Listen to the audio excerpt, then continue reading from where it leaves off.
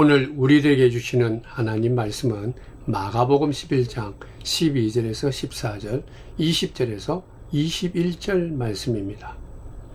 이튿날 그들이 베다니에서 나왔을 때 예수께서 시장하신지라. 멀리서 잎사귀 있는 한 무화과 나무를 보시고 혹 그 나무에 무엇이 있을까 하여 가셨더니 가서 보신즉 잎사귀 외에 아무것도 없더라. 이는 무화과의 때가 아님이라. 예수께서 나무에게 말씀하여 이르시되 이제부터 영원토록 사람이 내게서 열매를 따먹지 못하리라 하시니 제자들이 이를 듣더라.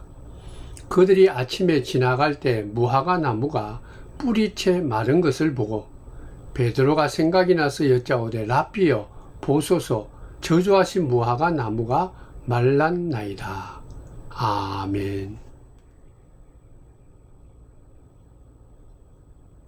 사랑하는 성도 여러분, 주의 크신 은총이 충만하기를 축원드립니다.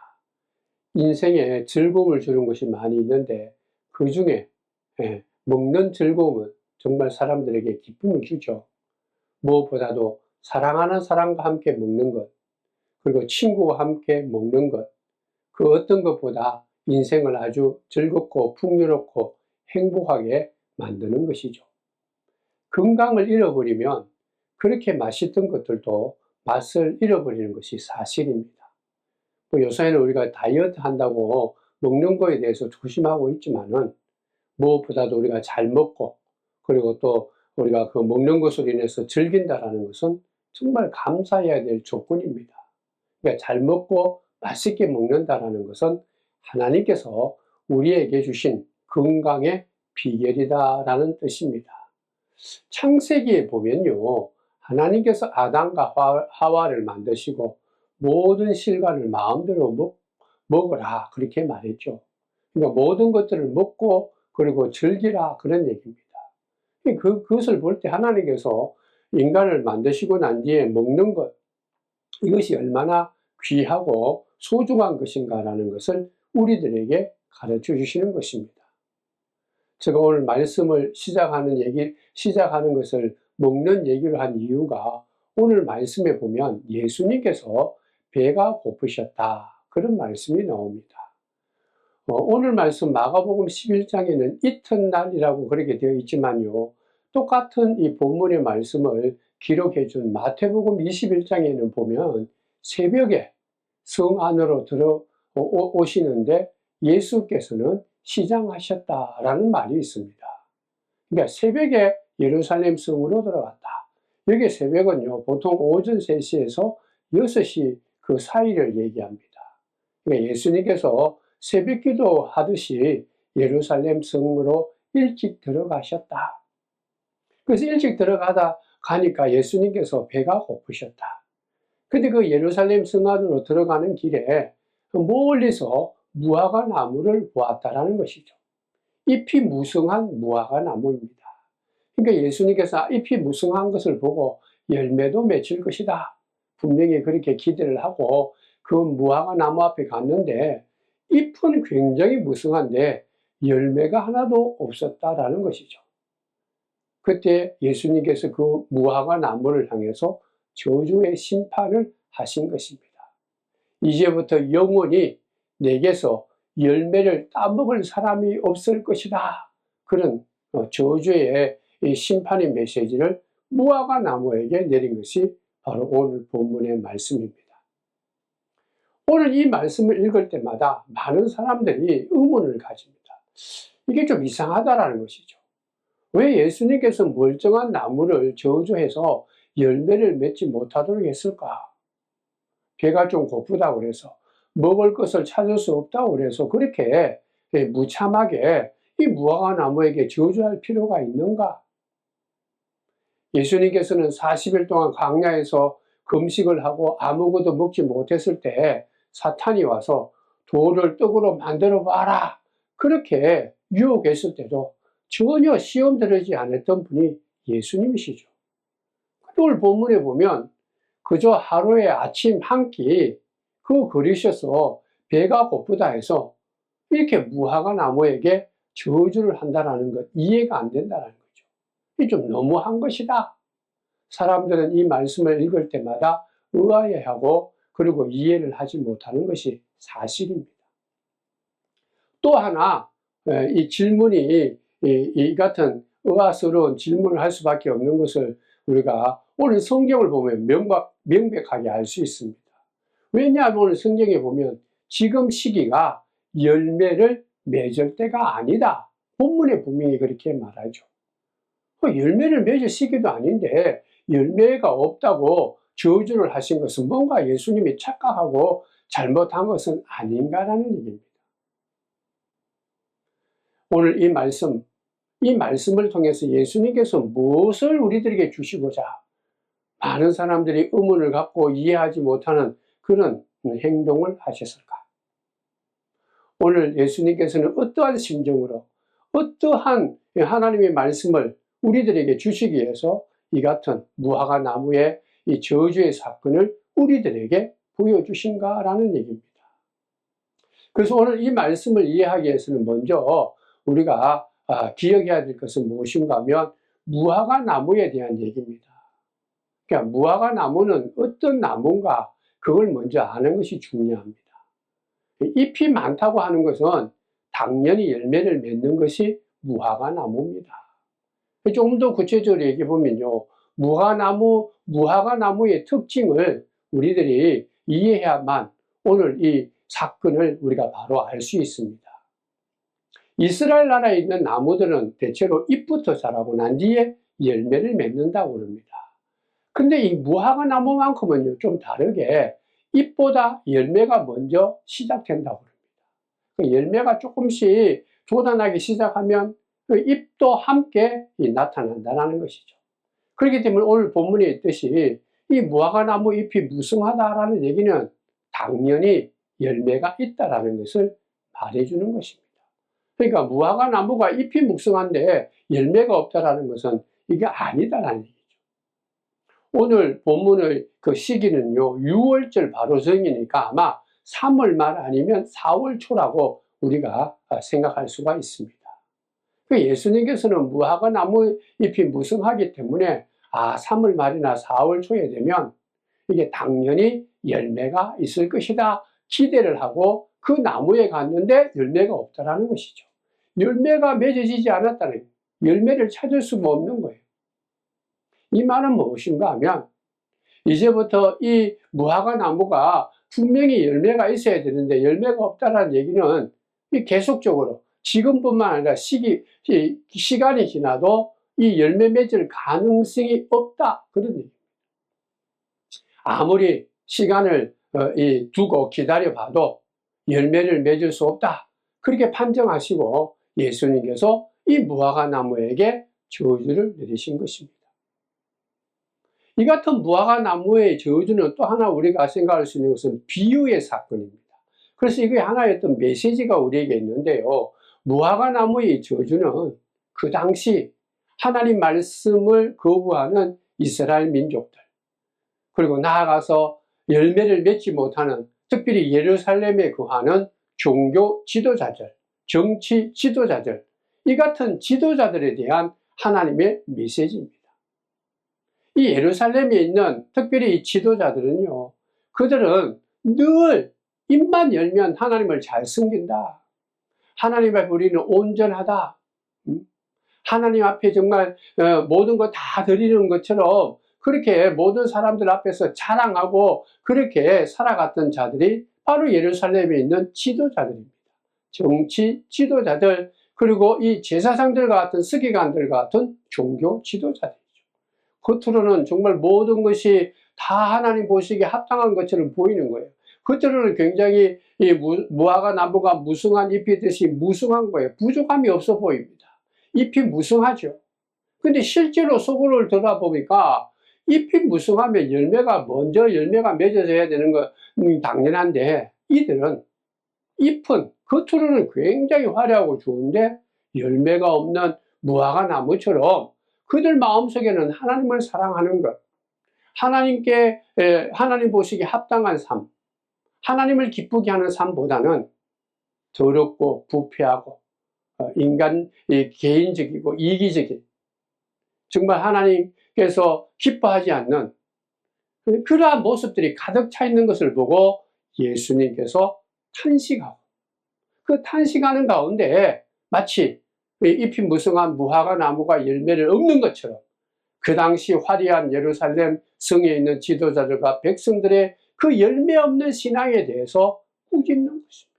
심판하는 메시지다라는 거예요. 마가복음 오늘 11장 11절에 있는 말씀을 우리가 읽어보면요, 예수께서 예루살렘에 이르러 성전에 들어가셨다. 그는 거기서 모든 것을 둘러보신 뒤에 날이 이미 저물었으므로 12제자와 함께 베다니로 나가셨다. 이 11절 말씀은 12절부터 우리가 읽은 말씀의 어떤 배경되는 아주 중요한 말입니다. 예루살렘에 있는 성전에 들어가 보았다라.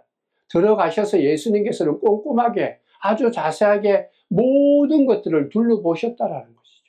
하나하나 섬세하게 자세하게 둘러본 거예요. 그곳에 있는 제사장들, 일반 백성들, 정치 지도자들, 거기에 일하는 사람들, 그리고 그곳에 있는 모든 이 살아가는 사람들의 모습을 일일이 다 보았다라는 거예요.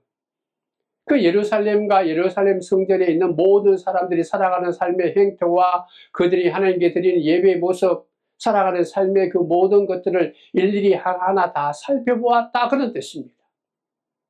하나님의 뜻을 이루고 살아가는가 안 하는가, 어떤가, 그것을 점검하고 있는 것처럼 예수님께서 찬찬히 자세하게 그것을 다 둘러보았다라는 거예요. 이 예루살렘에 있는 이 사람들이 어떠한 또 문제가 있고 고통이 있고 상처가 있는지, 하나님의 뜻을 제대로 알고 실행하고 실천하면서 하나님께 택함을 받은 이 백성들답게 살아가고 있는지 아주 자세하게 온전하게 그것을 들여다보고 그리고 베다니로 갔다, 그런 얘기입니다. 예루살렘은요, 평화의 도시입니다. 하나님께서 성전을 짓게 했던 그런 어떤 종교의 도시죠. 하나님의 이름이 있는 그런 도시입니다. 근데 이 예루살렘이 하나님께 택함을 받고 하나님께 영광을 돌리고 기뻐하고 하나님의 이름을 가진 이 도시가 회개하지 않는 도시, 자기 욕심만을 채우는 도시, 하나님의 말씀을 경홀히 여기고 자기 어떤 이 이익과 자랑만 드러내는 도시, 하나님의 뜻보다는 자기의 뜻이 이루어지기를 원하고 자랑하기를 원하는 이러한 이 지도자와 백성들이 가득 차 있는 이러한 이 예루살렘을 찬찬히 살펴보면서 예수님께서는 마음속에 크게 아파하고 예루살렘아 예루살렘아 라고 탄식하면서 지금 예루살렘을 향한 하나님의 예수님의 메시지가 바로 이 무화과 나무의 심판과 저주의 이 비유의 말씀이다라는 거예요. 무화과 나무에 열매가 없어서 예수님께서 저주를 내리셨던 것처럼 하나님의 도시, 하나님의 이름이 있는 평강의 도시가 전혀 그 이름대로 그 하나님이 원하신 대로 살아가지 않는 나약하고 그리고 또 욕심스럽고 하나님의 뜻을 쳐버리고 이기적이고 그저 겉모습만 있는 이러한 예루살렘을 보면서 예수님께서 이 가르친 이 교훈한 심판의 메시지가 바로 오늘 본문의 내용입니다. 말만 있는 것이죠. 겉으로 모양만 있고 겉모습만 있고 속에는 전혀 열매가 없는 이 예루살렘의 이 모습, 지도자들과 일반 백성들 다 마찬가지입니다. 그래서 하나님께서 이 예루살렘이 멸망당할 것이다, 그러한 것을 알고 아파하면서 먼저 진노하시고 그러고 난 뒤에 이 마음 아파하면서 긍휼의 메시지를 그들에게 보여줬던 것이 바로 오늘 무화과 나무의 저주의 비유입니다. 그러니까 오늘 이 말씀을 통해서 이 무화과 나무 사건을 통해서 예수님의 마음은 두 가지입니다. 하나는 이 분노예요. 하나님의 뜻을 저버리고 겉모양만 있는 입만 무성한 열매가 없는 이런 신앙의 모습에 대한 하나님의 이 예수님의 분노죠. 속상함입니다. 그리고 또 하나는 긍휼함이에요. 그럼에도 불구하고 너희들이 왜 하나님을 버리고 하나님의 이름을 모욕하게 하고 하나님 말씀에 순종하지 않고 이렇게 우상을 섬기는 것처럼 하나님 보시기에 합당하지 못하느냐. 참 불쌍하다, 안타깝다. 이러한 어떤 긍휼한 마음, 연민의 정, 두 가지의 마음이 예수님께 있다는 것이죠. 그래서 예수님께서 그러한 예루살렘을 깨닫고 그 다음날 새벽 일찍이 예루살렘에 들어가시면서 무화과 나무도 똑같이 열매가 없는 것을 보고 이 예루살렘이 하나님께 심판을 받는 것처럼 무화과 나무도 하나님으로부터, 예수님으로부터 저주받았다는 거죠. 여러분들 어떻습니까? 2000년 전에 무화과 나무나 예루살렘에 있는 사람들의 모습이나 그것들과 비교해 볼 때 우리의 믿음은 어떤가라는 거예요. 진정으로 하나님께 마음을 다하고 뜻을 다하고 성품을 다하여 먼저 하나님 나라와 의를 위해서 구하면서 살아가고 있습니까? 하나님을 온전하게 하나님 말씀을 사모하고 말씀에 순종하면서 우리가 기쁨에서 살아가는가라는 거죠. 나보다 하나님이 먼저인가라는 것이죠. 또 하나님이 허락하신 이 새로운 삶, 하나님의 자녀답게 겉과 속이 같은가? 열매를 맺고 있는가? 빛과 소금의 역할을 감당하는가? 말씀을 아멘으로 받고 할렐루야 찬송하면서 그 말씀에 순종하며 그 뜻을 이루기 위해서 우리가 하나님의 사람으로 살아가는가? 순종하는가라는 거예요. 누가복음 3장에 보면요, 세례 요한이 그 당시 세례를 받아오는 사람들에게 이렇게 말합니다. 회개에 합당한 열매를 맺지 아니하면 도끼가 나무의 뿌리에 놓여 있어서 좋은 열매를 맺지 아니하는 나무마다 찍어서 불에 던져질 것이다. 그렇게 경고하는 것을 볼 수 있습니다. 회개에 합당한 열매를 먼저 맺어야 된다. 끝이 중요한 게 아니라 속에 진정으로 거듭난 자의 삶을 사느냐. 거듭난 자의 삶을 살면 분명히 하나님께서 성령으로 열매를 맺게 해준다는 거죠. 성도 여러분, 지도자가 참 중요합니다. 가정이든 일터든 교회든 이 지도자가 중요해요. 이 지도자가 올바로 쓰지 못하면 그 공동체는 다 무너집니다. 기독교가, 이 교회 공동체가, 믿는 자가 온전하지 못하면요, 이 세상이 아무리 겉으로 화려하고 그리고 모든 걸 다 가진 것 같고 편리하고 좋은 세상인 것 같아도 그 세상은 무너지게 됩니다. 모든 가능성이 다 사라지는 거예요. 믿음의 사람이 하나님 말씀에 순종하고 하나님의 뜻대로 살아가지 못하면 당연히 이게 맛을 잃어버린 소금처럼 짓밟게 돼요. 지탄을 받는 것이 당연한 거예요. 믿음의 사람이 바로 서지 못하면 가정이, 일터가, 사회가 무너지는 거예요. 정신적이든 육적이든 그리고 영적이든 다 나아가서 가치관도 무너지는 거예요. 성도 여러분, 우리 교회에 와서 하는 일이 뭐예요?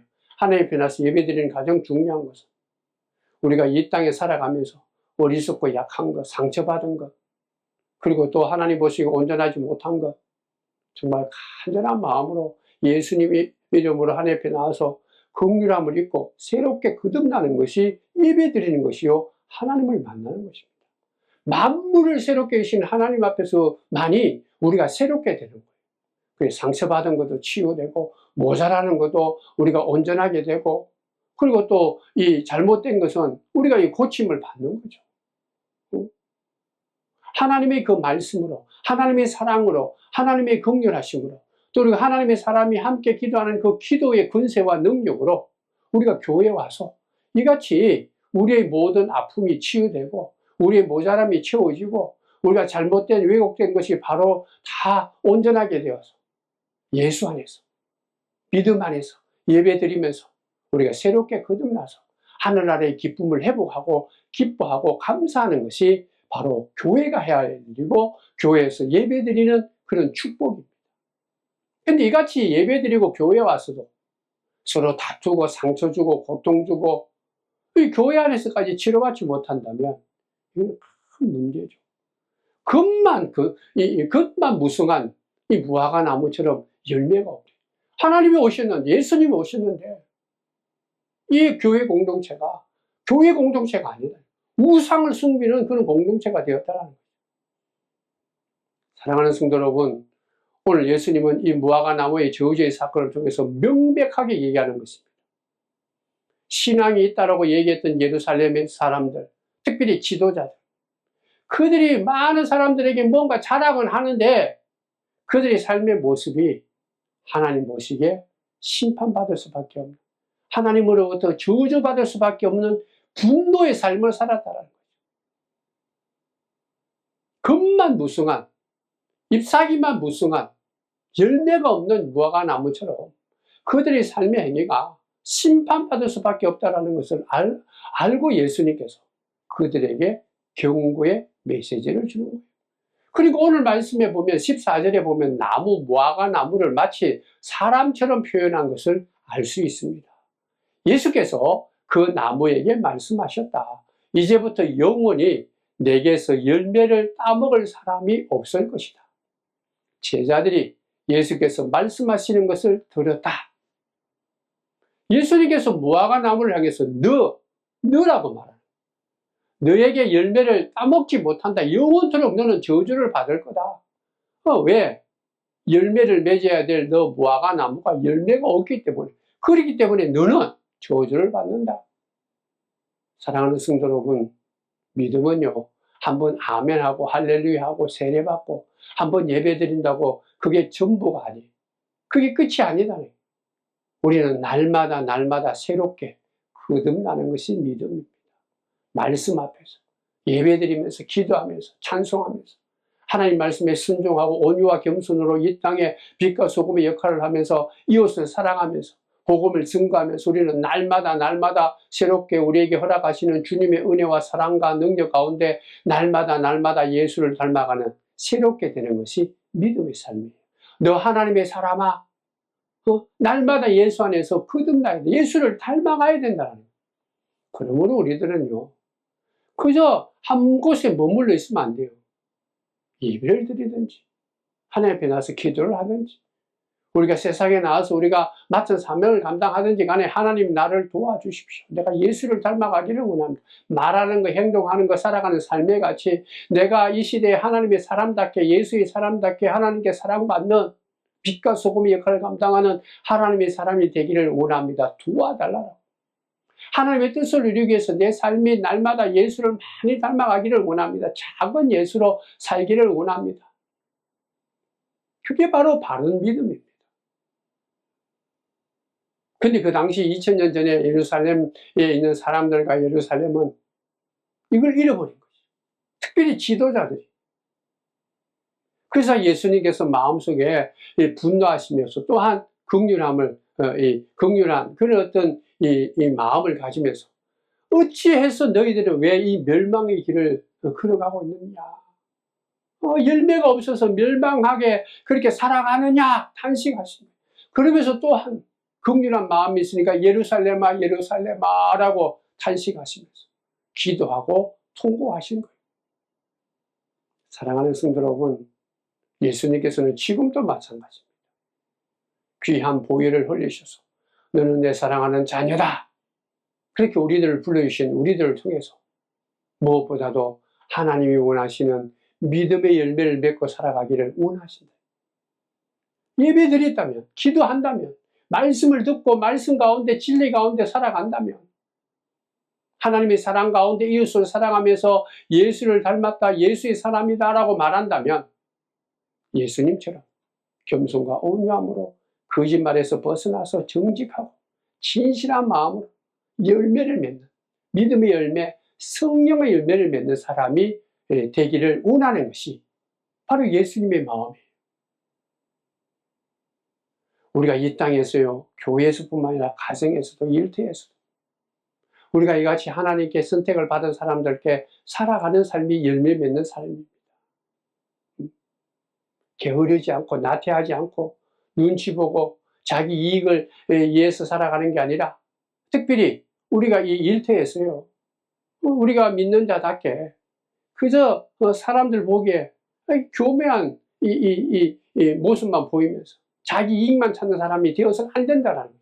다른 사람들보다 더 뛰어난 마음을 갖고 감사한 마음으로 그 일에 대해서 탁월한 마음을 갖고 부지런히 일하는 것, 그게 열매 맺는 거예요. 눈치 보면서, 억지로가 아니에요. 자원하는 마음으로 주님이 주셨으니까 죽게 하듯, 하나님 이름을 드러내는, 하나님의 영광을 드러내는 직장 생활하는 것. 이웃의 연약함을 보고 긍휼한 마음을 갖고 넉넉한 사랑을 베푸는 자, 포용하는 자, 그게 열매 맺는 자예요.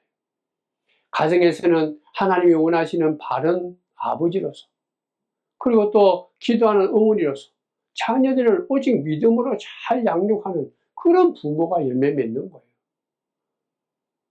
예수님이 교회를 사랑하듯이 아내를 자기 몸처럼 사랑하는 남편, 교회가 예수님께 순종하듯이 남편을 사랑하고 귀하게 여기는 그런 아내, 그러한 자들이 바로 하나님이 원하시고 열매 맺는 거예요. 교회 안에서도 마찬가지입니다. 어떤 직분을 맡았든 목사든 권사든 장로든 집사든 평신도든 관계없어요. 우리가 그 직분을 받은 것은 하나님께 영광이죠.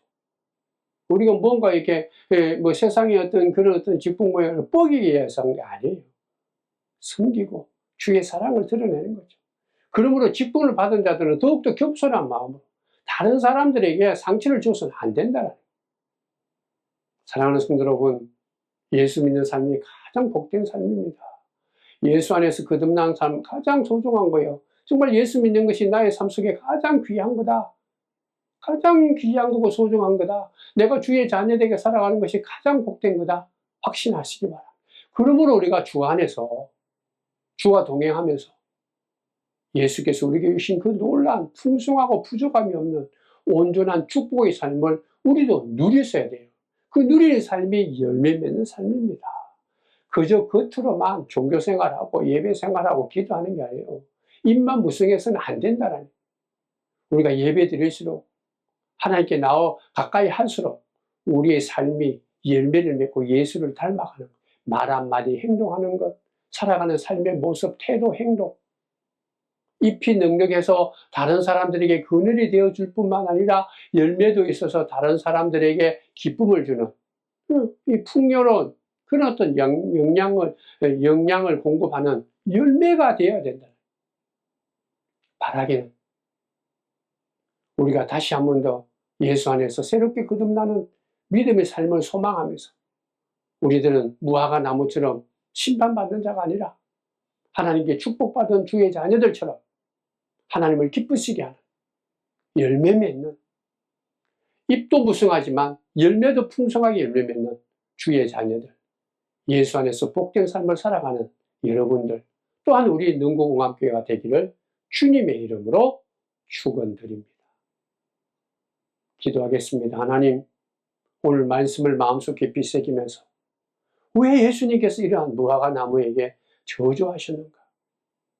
그 깊은 의미를 우리가 영적으로 깨닫고 그저 겉으로만, 입술로만이 아니라 진정으로 거듭난 자답게 예수의 사랑과 보혈과 십자가의 의로 하나님의 자녀된 이 기쁨을 갖고 우리가 실생활에서도 실제로 우리가 가정이든 일터든 교회든 누굴 만나든 예수님처럼 온유와 겸손의 인격을 갖고 사랑하며 긍휼을 베풀고 그들에게 진정한 하나님의 복음을 증거하는 데 부족함이 없는 열매가 있는 삶, 입만 살아있는 삶이 아니라 겉만 보여주는 삶이 아니라 진정으로 예수 그리스도처럼 이웃을 사랑하고 하나님을 사랑하고 하나님의 영광을 드러내는 가장 복된 삶, 하나님을 기쁘시게 하는 열매 맺는 믿음의 사람, 믿음의 삶이 될 수 있도록 복 내려 주옵소서.